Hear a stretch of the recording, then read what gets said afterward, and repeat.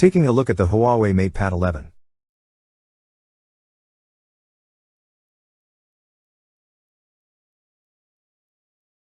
With Huawei's software, the company has come a long way. Because Huawei banned Google apps on its devices, mainly, for purposes of this introduction, Play Store apps, the company has been trying desperately to ensure its devices are still worthwhile.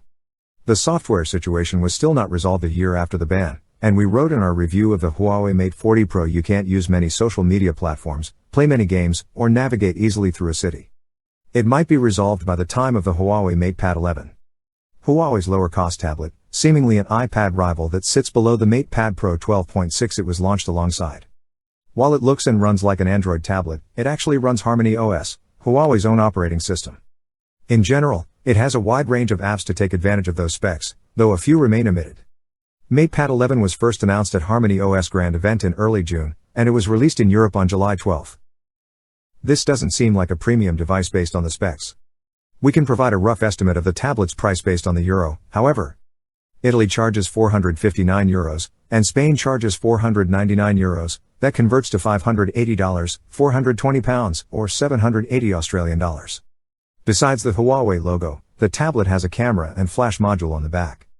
Along the sides are a volume rocker, power button, USB-C port and 4 speakers, and on the front is the display and a front-facing camera on the long edge. The slate has a tough plastic rear and it feels durable. The folio protects the MatePad and also turns into a stand with a keyboard if you use it with the tablet. For sketching or taking notes, you can also attach Huawei's M Pencil to the tablet. Its screen size is 11 inches, well, 10.95 inches, if we're splitting hairs. Watch videos or scroll through social media on this display with a high 120Hz refresh rate and 2560 by 1600 resolution.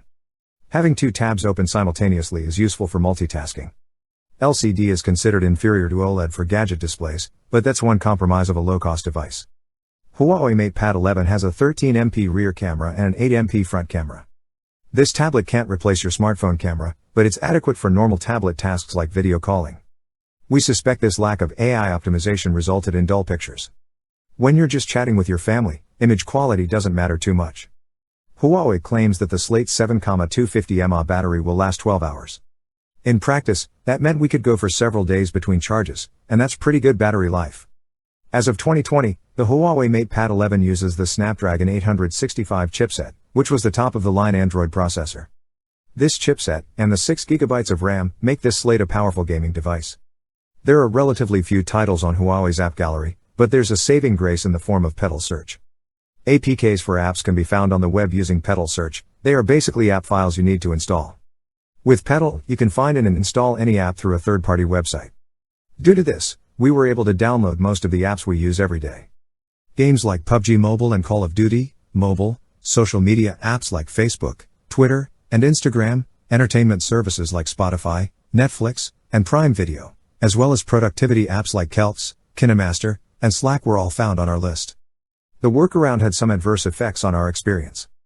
Google Drive backups aren't included in some apps, like WhatsApp. Netflix, for example, only lets us stream media at a relatively low resolution. By using the tablet's web browser and adding a shortcut to the page, you can even use Google services.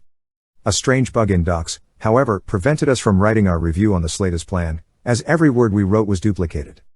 Through pedal search, we quickly amassed a large selection of apps, making it almost impossible to remember the woes of past Huawei devices. Therefore, we couldn't download a few platforms we frequently use, including certain high-end editing software, which prevented the MatePad from being a true workstation.